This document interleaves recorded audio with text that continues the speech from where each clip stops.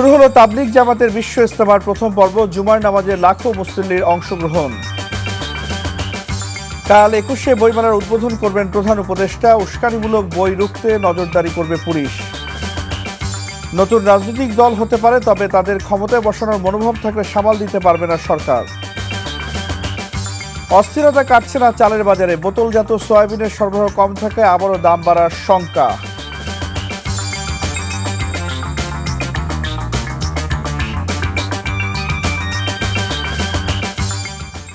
আসসালামু আলাইকুম। রাইসুল হক চৌধুরী স্বাগত জানাচ্ছি এনটিভির সন্ধ্যার খবরে। ক্রাউন সিমেন্ট শিরোনাম দেখছিলেন, এবার পুরো খবর। টঙ্গী তুরাগ তীরে শুরু হয়েছে তাবলিগ জামাতের বিশ্ব ইজতেমার প্রথম পর্বের প্রথম ধাপ। শুক্রবার একসাথে জুমার নামাজ আদায় করেন লাখো মুসল্লি। এবার মুসল্লিদের সুবিধার্থে প্রথম পর্ব দুই ভাগে ভাগ করা হয়েছে, যেখানে অংশ নিচ্ছেন বাংলাদেশের তাবলিগ মুরব্বী মাওলানা জুবাইরের অনুসারীরা। ইজতেমার প্রথম দিনে শেরপুর ও খুলনার দুই মুসল্লির মৃত্যু হয়েছে। সাব্বির খানের ক্যামেরায় হাসান মাহমুদের রিপোর্ট। তুরাগ তীর তাকবীর ধ্বনিতে মুখরিত। তাবতে তাবতে তাসবিহ তাহলিল, হেদায়েতি বয়ান, তালিম আর তাশকিলের মধ্য দিয়ে রবের নৈকট্য প্রার্থনায় লাখো মুসল্লির ময়দানে হাজিরা। মহান আল্লাহ ছাড়া কোনো রব নেই। নবী হজরত মোহাম্মদ সাল্লাল্লাহু আলাইহি ওয়াসাল্লাম আল্লাহর রাসূল কালেমার এই বাণীকে বিশ্ব মানবতার মাঝে ছড়িয়ে দেয় দাওয়াতে তাবলীগের মূল মেহনত। দিলের গুমরাহির বিনাশ আর পাপ থেকে পরিত্রাণ চেয়ে সহি আখলাকের প্রার্থনায় তুরাগ পাড়ে তাই মুসল্লিদের ছুটে আসা। মূল উদ্দেশ্য বিশ্ব শান্তি সমৃদ্ধির জন্য দোয়া চাওয়া। এই দিনের কাজে তাবলিগটা আরো নিবেদিত প্রাণ হইব, এটা আমি কামনা করি। এত বড় জামাত তো আর এই বাংলাদেশে হয় না, এই কারণে আসছি আর কি এখানে। ইজতেমা মাঠে অনুষ্ঠিত শুক্রবারের জুমার জামাতে অংশ নেন লাখো মুসল্লি। যে যেখানে জায়গা পেয়েছেন অংশ নিয়েছেন নামাজের জামাতে। কিয়ামে, কেরাতে আর সেজদায় বৈঠকে আল্লাহর শ্রেষ্ঠত্ব ঘোষণা হয় জুমায়। ইমামতি করেন মাওলানা জুবায়ের।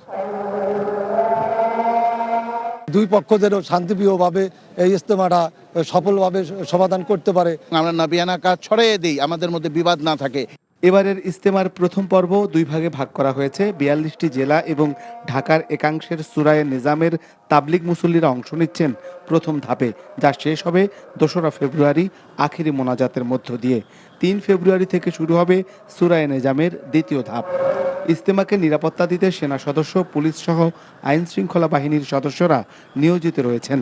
মুসল্লিদের জন্য রয়েছে মেডিকেল ক্যাম্প। দ্বিতীয় পর্বের ইজতেমা শুরু হবে ১৪ই ফেব্রুয়ারি। বিশ্ব মানবতার মুক্তি আর বিশ্ব মুসলমানের শান্তি, সমৃদ্ধি কিংবা হেদায়েত কিভাবে আসতে পারে, সেই কর্মপরিকল্পনায় ৩ দিন ধরে এই তুরাগ তীরের মাঠে অবস্থান করে প্রশিক্ষণ নেবেন মুসল্লিরা। তারপর ছড়িয়ে যাবেন কালিমার দাওয়াত দিতে বিভিন্ন প্রান্তে। তবে এইখানে আসা মানুষ মনে করে তাবলিগ যে ঐক্যের কথা বলে, তাতে যাতে কোনো ধরনের অনৈক্য সৃষ্টি না হয়, সেদিকে সতর্ক থাকতে হবে। Hasan Mahmud, NTV news, Tongi, Gazipur. ফেব্রুয়ারির প্রথম দিন আগামীকাল শুরু হচ্ছে বাঙালির প্রাণের উৎসব অমর ২১শে গ্রন্থমেলা। বইমেলাকে কেন্দ্র করে বাংলা একাডেমি প্রাঙ্গণ ও সোহরাওয়ার্দী উদ্যান জুড়ে চলছে শেষ মুহূর্তের প্রস্তুতি। শনিবার বিকেলে মেলার উদ্বোধন করবেন অন্তর্বর্তীকালীন সরকারের প্রধান উপদেষ্টা ডক্টর মোহাম্মদ ইউনূস। এদিকে আজ মেলার নিরাপত্তা ব্যবস্থা পরিদর্শন করে ঢাকা মহানগর পুলিশ কমিশনার বলেছেন, মেলায় উস্কানিমূলক বই প্রকাশ রুখতে নজরদারি করা হবে। সাদরিনা খন্দকারের রিপোর্ট। বছর ঘুরে আবারও দরজায় কড়া নাড়ছে প্রাণের উৎসব। অমর ২১শে গ্রন্থমেলার দুয়ার খুলছে শনিবার। তাই তো স্টল প্রস্তুতের মহাযজ্ঞ চলছে বিশাল এলাকা জুড়ে। বেশিরভাগ স্টলই প্রস্তুত বই প্রেমীদের বরণ করে নিতে। নতুন বইয়ের গন্ধ আর পাঠকদের মিলন মেলায় দেখা মিলবে সাহিত্যের নতুন জাগরণ। আর রংতুলির ছোঁয়ায় সাজছে প্যাভিলিয়ন আর ৫ শতাধিক স্টল। বরাবরই আমাদের প্রত্যাশা থাকে যে হচ্ছে কি মেলা ভালো হবে, তো এবারও একই প্রত্যাশা আছে যে হচ্ছে কি মেলা আমরা ভালো পাবো এবং হচ্ছে কি সাড়া পাবো পাঠকদের কাছ থেকে। প্রতিবারের তুলনায় এবার আশা করছি মেলা আরো ভালো হবে। এবার সবার বাক স্বাধীনতা দেখা যাচ্ছে, সবাই একতা আছে, এই জন্য ভাবছি সবাই একসাথে আসলে ভালো হবে। প্রস্তুতি এখনো চলছে, সব গুছাচ্ছি, বইয়ের ক্যাটাগরি অনুযায়ী অর্গানাইজ করছি। শুক্রবার মেলা প্রাঙ্গণ পরিদর্শন করেন ঢাকা মেট্রোপলিটন পুলিশের কমিশনার শেখ সাজ্জাদ আলী। অপ্রীতিকর যে কোনো পরিস্থিতিতে পুলিশের সতর্ক অবস্থান থাকবে বলে জানান তিনি। সার্বক্ষণিকভাবে আমাদের অফিসাররা থাকবে এবং রাত্রেও আমাদের সিনিয়র অফিসার এখানে অবস্থান করবেন। ঢাকা মেট্রোপলিটন পুলিশের বাইরেও র্যাব, সিটি এবং অন্যান্য আইন শৃঙ্খলা বাহিনীর সদস্যরা, গোয়েন্দা বাহিনীর লোকেরা সার্বক্ষণিকভাবে তথ্য সংগ্রহ এবং নিরাপত্তা ব্যবস্থায় আমাদেরকে সাহায্য সহযোগিতা করবে। শনিবার বিকেল ৩টায় বাংলা একাডেমি প্রাঙ্গণে মেলার আনুষ্ঠানিক উদ্বোধন করবেন অন্তর্বর্তী সরকারের প্রধান উপদেষ্টা ডক্টর মুহাম্মদ ইউনুস। এবারের মেলায় তুলে ধরা হবে জুলাই অভ্যুত্থানের নানা দিক। এবারের মেলায় অংশ নিচ্ছে সর্বোচ্চ ৭০৮টি প্রকাশনা প্রতিষ্ঠান। এর মধ্যে বাংলা একাডেমি প্রাঙ্গণে ৯৯টি ও ৬০৯টি প্রতিষ্ঠান থাকছে সোহরাওয়ার্দী উদ্যানে। গত বছরের মতো এবারও প্যাভিলিয়ন থাকবে ৩৭টি। সাজরিনা খন্দকার, এনটিভি নিউজ, ঢাকা। বিএনপির লিয়াজু কমিটির সাথে জমিয়তে উলামায়ে ইসলামের বৈঠক শেষ হয়েছে। বৈঠকে দেশের চলমান রাজনৈতিক পরিস্থিতি নিয়ে আলোচনার কথা রয়েছে। সন্ধ্যায় গুলশানে বিএনপি চেয়ারপারসনের রাজনৈতিক কার্যালয়ে চলমান এই বৈঠকে উপস্থিত ছিলেন দলের মহাসচিব মির্জা ফখরুল ইসলাম আলমগীর ও স্থায়ী কমিটির সদস্য নজরুল ইসলাম খান। মাওলানা মঞ্জুরুল ইসলাম আফেন্দির নেতৃত্বে জমিয়তে উলামায়ে ইসলামের নেতৃবৃন্দ বৈঠকে অংশ নেন। এর আগে ১২ দলীয় জোটের সাথে বৈঠক করে বিএনপির লিয়াজু কমিটি।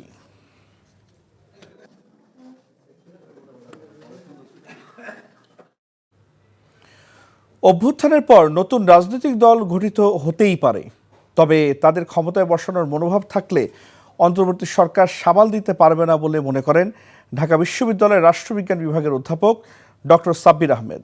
এনটিভিকে দেওয়া সাক্ষাৎকারে এ কথা বলেন তিনি। বলেন, ক্ষমতায় আসার আগে এবং পরে রাজনৈতিক দলের কথা ও কাজের মিল না থাকলে কি হতে পারে ৫ অগস্ট তা দেখিয়ে দিয়েছে।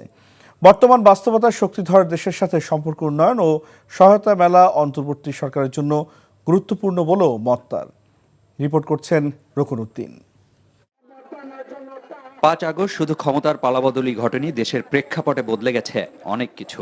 রাজনৈতিক দলের চরিত্র আর জনগণের সাথে সম্পৃক্ততা কেমন হবে তাও নতুন করে ভাবার সময় এসেছে বলে মনে করেন বিশ্লেষকরা। দেশের প্রয়োজনে যেই সংস্কার নিয়ে এত কথা তা শুরুর পাশাপাশি যে কোনো রাজনৈতিক দলেরই ক্ষমতায় আসার পর তা বাস্তবায়ন করাও গুরুত্বপূর্ণ বলে মনে করেন ঢাকা বিশ্ববিদ্যালয়ের এই অধ্যাপক। ধরে নিচ্ছি যে বিএনপি ক্ষমতায় আসবে, ধরে নিচ্ছি আর কি, তাদেরকে বলতে হবে যে আমরা যদি ক্ষমতায় যাই এই কাজগুলো করব। তারা ৩১ দফা করবে না, এটা আমি জানি, এলে বলে লাভ নেই। হ্যাঁ, কিন্তু তারা কি করবে, মানে অন্ততপক্ষে এই ৫ই আগস্টের পরে আমরা রাজনীতিক শক্তির কাছে এই জিনিসটা চাই, কথা এবং কাজের মিল। ক্ষমতায় আসার পরে যিনি আসুক, যে দলই আসুক, তারা যদি বলে এই সংস্কারের সবকিছু বাতিল, হ্যাঁ, করতে পারে কি? বাতিল হইলে আমরা বলে নেব যে এরা বিশ্বাসঘাতক। তাদের কাছ থেকে লিখিত নিতে হবে, আপনার পরিষ্কার কথা ওয়াদা করতে হবে তাদের, এবং সেটা হবে মানে kind of consensus, grand national consensus. এর মাঝেই ছাত্ররা নতুন দল গঠন করবেন বলে জানিয়েছেন প্রধান উপদেষ্টাই। তা নিয়েও আলোচনা আছে দেশ জুড়ে। ডক্টর সাব্বির আহমেদের মতে, নতুন দল গঠন হলে ৫৩-র সাথে আরেকটি নিবন্ধিত রাজনৈতিক দলের সংখ্যা বাড়বে, কিন্তু মূল বিষয় হিসেবে সামনে আসবে তাদের উদ্দেশ্য। হয়তো ওনারা মনে করছেন যে এই রাজনৈতিক দলকে তৈরি করার অর্থ হচ্ছে একে কোনো না কোনো ভাবে ম্যানিপুলেট করে ক্ষমতায় নিয়ে আসা, কিন্তু সেটা কোনোদিনও সম্ভব না। আমার মনে হয় না এটা সম্ভব। সেটা হলে দেশ আরেকটা নতুন ক্রাইসিসের মধ্যে পড়বে। সেটা ট্যাকেল দেওয়ার মতো ক্ষমতা অন্ততপক্ষে ইন্টারিম গভর্নমেন্টের নাই। তাদের যদি একটা সুনির্দিষ্ট আদর্শ নিয়ে যদি ধরে মাঠে কাজ করে, হবে, কিন্তু বিষয়টা যদি এরকম হয় যে দল কিছু ব্যক্তিকে সার্ভিস দেওয়ার জন্য একটা দল গড়ে উঠেছে, জাতীয় পার্টির মতো বা অন্যান্য যে কিংস পার্টির মতো, হ্যাঁ, কিছু লোকের আত্মসমৃদ্ধির জন্য তারা দল করছে, তাহলে ওই দল টিকবে না। দেশের অভ্যন্তরের নানান বিষয়ের সাথে আলোচনায় আছে বিদেশি সহায়তায় কিছুটা টান পড়া আর দেশের অর্থনীতিও। সেখানেও দেশের রাজনৈতিক দলের সাথে ঐক্যমতের মাধ্যমে বহির্বিশ্বের সাথে সম্পর্ক জোরদার গুরুত্বপূর্ণ বলে মনে করেন এই বিশ্লেষক। অনেকগুলো পাওয়ার আমাদের হোস্টাইল করে ফেলছি, আমরা ভারতকে হোস্টাইল করে ফেলছি পলিটিক্যাল কারণে, আমেরিকা হোস্টাইল, তাই না? এখন আপনার অর্থনীতি সংকটের মধ্যে, এখন আপনি এই বিদেশি সাহায্য ছাড়া আপনি চলতে পারবেন না। ইন্টারিম গভর্নমেন্টেরও উচিত যে রাজনৈতিক নেতাদেরকে নিয়ে একটা কালেকটিভ প্রচেষ্টার মধ্যে নিয়ে আসা, সম্মিলিত প্রচেষ্টার মধ্যে, যাতে দূরত্বটা নিজেদের মধ্যে তৈরি না হয়। নির্বাচন নিয়ে অন্তর্বর্তী সরকারের রোডম্যাপ ঠিক আছে এবং নির্বাচন কমিশন তার সক্ষমতা অনুযায়ী স্বাধীনভাবে কাজ করার সুযোগ পেলে গ্রহণযোগ্য নির্বাচন হবে বলেও মনে করেন doctor Sabbir Ahmed. Roknuddin, NTV news, Dhaka. কাটছেই না চালের বাজারের অস্থিরতা। বাড়তি দামে বিক্রি হচ্ছে সব ধরনের চাল। প্রকারভেদে কেজি প্রতি চাল বিক্রি হচ্ছে 60 থেকে 80 টাকায়। আর বাজারগুলোতে বোতলজাত সয়াবিন তেলের সরবরাহ কম থাকায় সংকটে পড়েছেন ব্যবসায়ী, ভোক্তারা উভয়ই। তবে রমজানের প্রয়োজনীয় নিত্যপণ্য ছোলা, চিনি, খেজুর আগের দামই বিক্রি হচ্ছে। বেড়েছে সব ধরনের মাছের দাম। তামজিদ সুমনের রিপোর্ট। বেঁচে থাকার জন্য খাদ্য চাহিদা মেটানোর প্রধান পণ্য চাল। সেই চাল নিয়েই চালবাজির শেষ নেই। প্রতিদিনই যেন নতুন করে অস্থির হচ্ছে চালের বাজার। সপ্তাহের ব্যবধানে বাড়ছে সব ধরনের চালের দাম। নিম্নবিত্ত মানুষের চাল 28 বিক্রি হচ্ছে 60 টাকা কেজিতে, আর মিনিকেট ও নাজিরশাইল চাল প্রকারভেদে 80 টাকা পর্যন্ত। বিক্রেতারা বলছেন, ভারত থেকে আমদানি করা চাল সরাসরি বাজারে প্রবেশ না করার কারণেই চালের বাজার অস্থির হচ্ছে। এলসি করতেছে সব বড় বড় কোম্পানিরা, এখন ওনারা নিজেরা এলসি করে নিজেদের বস্তায় ভরতেছে মালগুলো। ডাইরেক্ট কিন্তু মাল, ইন্ডিয়ান মালগুলো আমাদের বাজারে যদি ঢুকতো তাহলে আমরা কম রেটে কিনতে পারতাম, কম রেটে কিনলে কম রেটে বিক্রি করতে পারতাম। এখন এটা তো হচ্ছে না। কেজি প্রতি 8 টাকা 10 টাকা পর্যন্ত প্রতি কেজিতে পারছে। মেইন সমস্যাটা হলো বিভিন্ন কনজিউমার গুলোকে লাইসেন্স দিয়েই চাইলের সমস্যাটা বাড়াইছে। যেহেতু আপনি দেখেন এখনো যারা প্যাকেট যারা করে, কনজিউমার যারা, তাদের 1 কেজি পোলা চাল তারা এখনো 30-40 টাকা বিক্রি করে, অথচ আমরা বেশি 110 টাকা 12 টাকা। বাজারে এসে বাড়তি দামে হিমশিম খাচ্ছেন সাধারণ ক্রেতা। শুধু চালই নয়, নিত্যপণ্য প্রায় সব কিছুতেই বেশি দাম গুনতে হচ্ছে ক্রেতাদের। সবকিছুর দামই বাড়ছে, কিন্তু এইভাবে আসলে মানে দাম যদি নিয়ন্ত্রণের মধ্যে না আসে, ঠিক আছে, তাহলে আসলে সাধারণ মানুষের জন্য খুব কষ্টকর হয়ে যাবে চলা। মধ্যবিত্ত বলে তো আর কোনো বিত্ত নাই, সব এখন হয়ে গেছে। এখন ধরেন হচ্ছে যারা উচ্চবিত্ত আছে, ব্যবসায়ী আছে, তারা চলতে পারতেছি, চাকরিজীবীদের অবস্থা খুবই খারাপ। গত কয়েক সপ্তাহ ধরেই বোতলজাত সয়াবিন তেলের সরবরাহ কমিয়ে দিয়েছে বিপণনকারী প্রতিষ্ঠানগুলো, ফলে এর প্রভাব পড়ছে বাজারগুলোতে। সাপ্লাই কিন্তু নাই, খুব কম, সাপ্লাইটা খুব কম। রোজার সময় বাড়তি চাহিদা থাকে, তো চাহিদার তুলনায় বাজার একটু সামথিং একটু বাড়তে পারে। স্বস্তির বিষয় হলো আসন্ন রমজানের প্রয়োজনীয় পণ্য খেজুর, ছোলা, চিনি আগের দামেই বিক্রি হচ্ছে। সেই সাথে সব ধরনের মুরগির দামও কিছুটা কমেছে, আর সব ধরনের সবজি ক্রেতার নাগালের মধ্যেই আছে। তবে রাজধানীর বাজারগুলোতে বাড়তি দামে বিক্রি হচ্ছে সব ধরনের মাছ। Tamjid Suman, NTV news, Dhaka.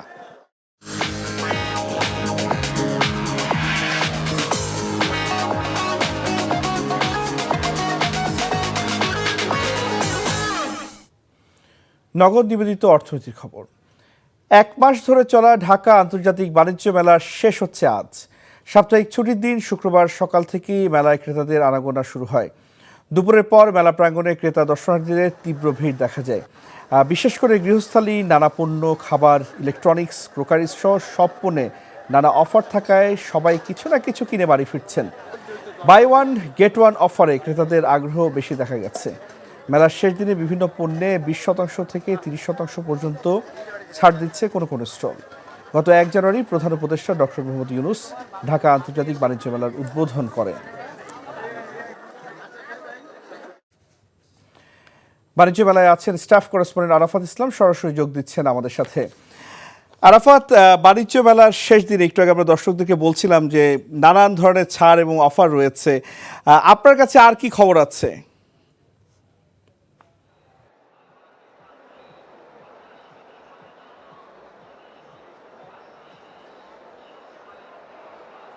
রাইসুল, আর মাত্র কয়েক ঘন্টার অপেক্ষা, তারপরেই কিন্তু 29তম ঢাকা আন্তর্জাতিক বাণিজ্য মেলার এবারের আসরের পর্দা নামছে এবং বিকেলে বাণিজ্য উপদেষ্টা শেখ বশিরউদ্দিন তিনি সমাপনী অনুষ্ঠানে উপস্থিত ছিলেন এবং সেই সম্পূর্ণ অনুষ্ঠানের মধ্য দিয়েই অনেকটাই মেলার আনুষ্ঠানিকতা শেষ হয়ে গিয়েছে এবং বিকেলের যে শেষ মুহূর্তে আমরা যেটি দেখতে পেয়েছি, মূল প্রবেশ ফটক যেটি রয়েছে সেখানে কিন্তু বিকেলের পর থেকে নানা বয়সী ক্রেতা দর্শনার্থীর উপচে পড়া ভিড় এক কথায় জনস্রোতে রূপ নেয় এবং শেষ দিনে এসে যেহেতু বিভিন্ন ধরনের প্যাভিলিয়ন এবং স্টলগুলো তাদের বিভিন্ন পণ্যের উপর আকর্ষণীয় মূল্য ছাড় এবং ডিসকাউন্ট অফার দিচ্ছেন, সেটি ক্রেতারা লুফে নিচ্ছেন এবং ক্রেতাদের সাথে আমরা কথা বলে যেটি জানার চেষ্টা করছিলাম এবারের মেলার সার্বিক ব্যবস্থাপনা এবং সেটি নিয়ে তারা কিন্তু সন্তুষ্টি প্রকাশ করেছেন বিগত বছরগুলোর তুলনায়। বিশেষ করে প্রবেশের ক্ষেত্রে যে ই টিকেটিং সিস্টেম ছিল সেটিকে তারা সাধুবাদ জানিয়েছেন। তবে অনেকের যেটি অভিযোগ ছিল এখানকার যেটি যাতায়াত ব্যবস্থা সেটি তারা আরও আগামীতে যাতে আরও সুন্দর হয় এবং নির্বিঘ্নে তারা যেহেতু রাজধানী ঢাকা থেকে এখানে তারা যাতায়াত করতে পারেন সেটির আহ্বান জানিয়েছেন। অন্যদিকে যারা বিক্রেতা রয়েছেন তারা যেমনটি জানিয়েছেন বিগত বছরগুলোর তুলনায় এবার তাদের আশানুরূপ পণ্য বিক্রি হয়েছে, তবে তাদের যেটি আক্ষেপ যেহেতু এবার কিন্তু মেলার কোনো সময় বাড়ানো হয়নি, অর্থাৎ নির্ধারিত সময়ে আজকে মেলা শেষ হচ্ছে, তারা যেমনটি চেয়েছিলেন আগামীকালও যেহেতু সরকারি ছুটির দিন ছিল অন্তত একটি দিন যদি বাড়ানো হতো তাহলে হয়তো তারা আরও বেশি বিক্রি করতে পারতেন। এবং আপনাকে জানিয়ে রাখি প্রতি বছরের মতন এবারও সম্পূর্ণ অনুষ্ঠানে প্রায় 51টি প্যাভিলিয়ন এবং স্টলকে কিন্তু অংশগ্রহণকারীর যে পুরস্কার, বিশেষ পুরস্কার বিভিন্ন ক্যাটাগরিতে সেটি দেওয়া হয়েছে এবং বাণিজ্য উপদেষ্টা আশাবাদ ব্যক্ত করেছেন আগামী বছর আরও আকর্ষণীয়ভাবে মেলা আয়োজন করা হবে এবং ক্রেতা যারা রয়েছেন তারা জানিয়েছেন যাতে আরও বেশি বেশি বিদেশি যে সকল স্টল প্যাভিলিয়ন রয়েছে সেগুলো মেলাতে অন্তর্ভুক্ত করা হয়। সব মিলে এখন পর্যন্ত এই ছিল আমার কাছে ঢাকা আন্তর্জাতিক বাণিজ্য মেলার সমাপনী দিনের শেষ মুহূর্তের আপডেট। রাইসুল। ছাত্রদের নতুন দল গঠন করাকে স্বাগত জানিয়ে গণসংহতি আন্দোলনের প্রধান সমন্বয়কারী জোনায়েদ সাকি বলেছেন, ক্ষমতায় থেকে দল গঠন নয়। রাজধানীর শাহবাগে জাতীয় জাদুঘরের সামনে ছাত্র ফেডারেশন আয়োজিত জুলাই গণহত্যার বিচার, শহীদের পূর্ণাঙ্গ তালিকা প্রকাশ, আহতদের সুচিকিৎসা ও পুনর্বাসনের দাবিতে ছাত্র সমাবেশে তিনি বলেন, অন্তর্বর্তী সরকারকে রাজনৈতিক দলগুলোর সহযোগিতা নিয়ে দেশ পরিচালনা করা উচিত। সমাবেশে বক্তারা জুলাই গণঅভ্যুত্থানে আহতদের দ্রুত চিকিৎসার আহ্বান জানান। এ সময় আওয়ামী লীগের বিভিন্ন নেতারা দেশ থেকে পালানোর জন্য অন্তর্বর্তী সরকারকে দায়ী করে ছাত্র ফেডারেশন। ছাত্ররা নতুন দল করতে চাইছে, আমরা স্বাগত জানাই। অভ্যুত্থানের চৈতন্য নিয়ে, আকাঙ্ক্ষা নিয়ে যদি নতুন দল হয় তাহলে ছাত্রদের একাংশ তারা যদি দল গঠন করে আমরা স্বাগত জানাবো, কিন্তু ক্ষমতায় থেকে দল গঠন বাংলাদেশের মানুষ ভালোভাবে নেয় না। আদিবাসী হিসেবে সাংবিধানিক স্বীকৃতির দাবিতে গণসমাবেশ করেছে পাহাড়ি ও সমতল নৃগোষ্ঠীর জনগণ। কেন্দ্রীয় শহীদ মিনারের সামনে দুপুরে বাংলাদেশ আদিবাসী ফোরাম আয়োজিত এই সমাবেশে তারা সমতলের নৃগোষ্ঠীদের জন্য পৃথক ভূমি কমিশন গঠনেরও দাবি জানান।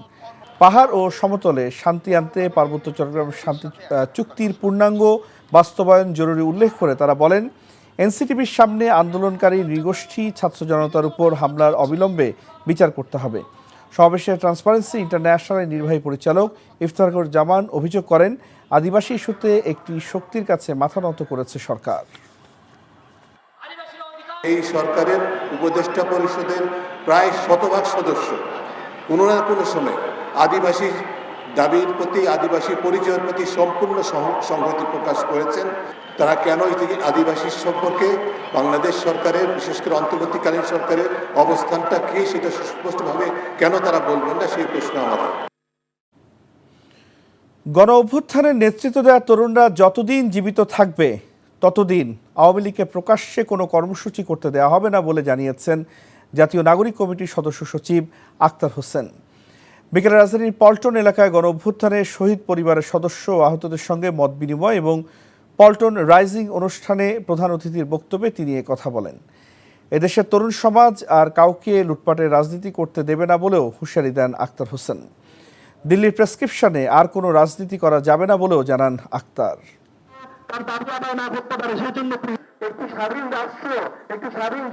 আওয়ামী লীগ বাংলাদেশে গণহত্যা চাপিয়ে দিয়েছে, বাংলাদেশের হাজার হাজার মানুষকে হত্যা করেছে। সেই আওয়ামী লীগ বাংলাদেশে আর কোনো রাজনৈতিক অধিকার পাওয়ার যোগ্যতা রাখে না। এই আওয়ামী লীগ বাংলাদেশে আর কোনোভাবেই রাজনীতিতে ফিরে আসবে। বাংলাদেশের মানুষেরা যারা জীবন দিয়েছে এবং যারা গাজী হয়ে বেঁচে আছে, তারা কোনোভাবেই আওয়ামী লীগকে আর বাংলাদেশের রাজনীতিতে ফিরতে দেবে না।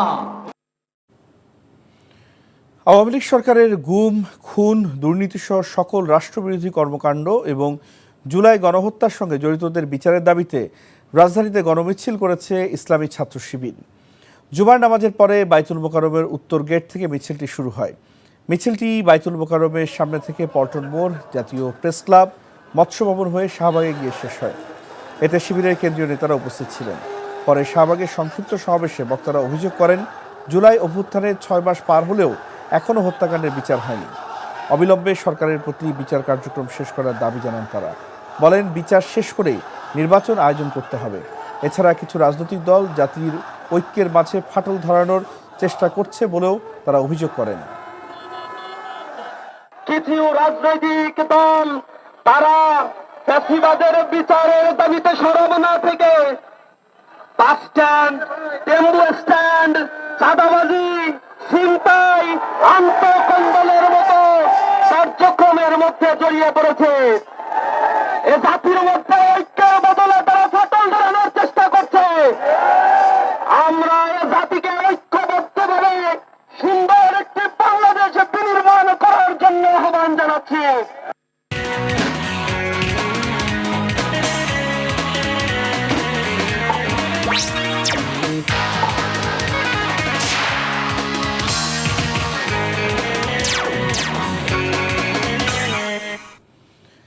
স্পানি প্রিমিয়াম টি খেলার খবর। ফুটবল অনিশ্চিত ভবিষ্যতের দিকে এগিয়ে যাচ্ছে বাংলাদেশের ফুটবল।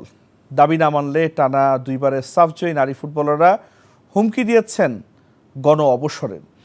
এদিকে নিজেদের সিদ্ধান্তে অনড় বাফুফে, যদিও পুরো ঘটনার প্রভাব নিয়ে 7 সদস্যের কমিটি গঠন করেছে বাফুফে। শনিবার ফুটবলারদের সঙ্গে বসবেন তদন্ত কমিটির প্রধান। তবে পুরো ঘটনাতে দুই পক্ষেরই পেশাদারিত্বের দিকে আঙ্গুল তুলেছেন সাবেক ফুটবলার ডালিয়া আক্তার। নিলয় মজুমদারের রিপোর্ট। আমরা আমাদের ডিসিশন জানাইছি যে এই কোচের আন্ডারে আমরা প্র্যাকটিস করব না। বৃহস্পতিবার সন্ধ্যায় বাফুফে ভবনে ব্রিটিশ কোচ পিটার বাটলারের বিরুদ্ধে 6টি অভিযোগ সামনে এনে নিজেদের অবস্থান জানান সাবিনা খাতুন, মাসুরা পারভিন সহ 18 ফুটবলার। নেওয়াটা অসম্ভব। তাদের সে অভিযোগ খতিয়ে দেখতে রাতেই জরুরি সভা ডেকে 7 সদস্যের তদন্ত কমিটি গঠন করে বাফুফে, যেখানে প্রদান করা হয়েছে ফেডারেশনের সিনিয়র সহসভাপতি ইমরুল হাসানকে। আমরা আশা করছি যে হয়তো আমরা সবার সাথে বসে যে সমস্ত ঘটনা পরিপ্রেক্ষিতে এই ঘটনাগুলো ঘটছে তা আমরা উদ্ঘাটন করতে পারবো এবং একটা সুন্দর সমাধান দিতে পারবো। পুরো ঘটনা প্রবাহতে বাফুফের পেশাদারিত্বের অভাব দেখছেন সাবেক ফুটবলার ডালিয়া। আসলে সমস্যাটা কোথায়? খেলোয়াড়দের তরফ থেকেও শোনা উচিত ছিল, কোচের তরফ থেকেও শোনা উচিত ছিল। তো এটা মনিটরিং কমিটি করেছে কিনা মহিলা উইংয়ের, এটা একটা বিষয়। আর যদি তারা না করে থাকে, আমি মনে করি এই জায়গাটা তারা খুবই ব্যর্থতার প্রমাণ দিয়েছেন। বাংলাদেশের ফুটবলে যা কিছু অর্জন তার সিংহভাগই নারী ফুটবলারদের হাত ধরে। তবে সাবিনাদের এমন অনড় বিদ্রোহ ভবিষ্যতে বাংলাদেশের ফুটবলের জন্য সতর্কবার্তা বলে মনে করছেন সাবেক ফুটবলার। যেই দলটা নিয়ে একটা সম্ভাবনা বাংলাদেশ সম্ভাবনা জাগিয়েছে, যে এই দলটা সম্ভাবনা দেখাতে পারে, সামনে ফিউচার আছে এই দলটার, তো এইটাকে নিয়ে একটা ভালো একটা ভাবনা চিন্তা করা উচিত ছিল। যেহেতু করেনি, আমি মনে করি না যে কাজটা ঠিক হয়েছে। পিটার বাটলারের সঙ্গে দলের সিনিয়রদের সমস্যা অক্টোবরের সাফ চ্যাম্পিয়নশিপ চলাকালীন সময়ে শুরু হয়। শিরোপা জেতায় দ্বন্দ্বটা আর খুব বেশি আলোচনায় আসেনি। ডিসেম্বরে বাটলারের মেয়াদ শেষ হলে তার সঙ্গে 2 বছরের চুক্তি নবায়ন করে বাফুফে। তবে জাতীয় দলের ক্যাম্প শুরুর আগে থেকে এই কোচের অধীনে অনুশীলনে অনীহা প্রকাশ করে মেয়েরা। Niloy Majumdar, NTV news, Dhaka. খবর শেষ করছি, যাবার আগে ক্রাউন সিমেন্ট শিরোনামগুলো আরেকবার। শুরু হলো তাবলিগ জামাতের বিশ্ব ইজতেমার প্রথম পর্ব। জুমার নামাজে লাখো মুসল্লির অংশগ্রহণ। কাল 21শে বইমেলার উদ্বোধন করবেন প্রধান উপদেষ্টা। উস্কানিমূলক বই রুখতে নজরদারি করবে পুলিশ। নতুন রাজনৈতিক দল হতে পারে, তবে তাদের ক্ষমতায় বসানোর মনোভাব থাকলে সামাল দিতে পারবে না সরকার। অস্থিরতা কাটছে না চালের বাজারে, বোতলজাত সয়াবিনের সরবরাহ কম থাকে, আবারও দাম বাড়ার শঙ্কা। এই ছিল সন্ধ্যার খবর। এই খবরের ভিডিও আপডেট জানতে ভিজিট করুন এনটিভি অনলাইন www.ntvbd.com। এছাড়াও এনটিভি জনপ্রিয় সব অনুষ্ঠান ও খবরে আপডেট জানতে ভিজিট করুন আমাদের ইউটিউব ও ভেরিফাইড ফেসবুক পেজ। রাত 10:30 রাতের খবর দেখার আমন্ত্রণ রইল।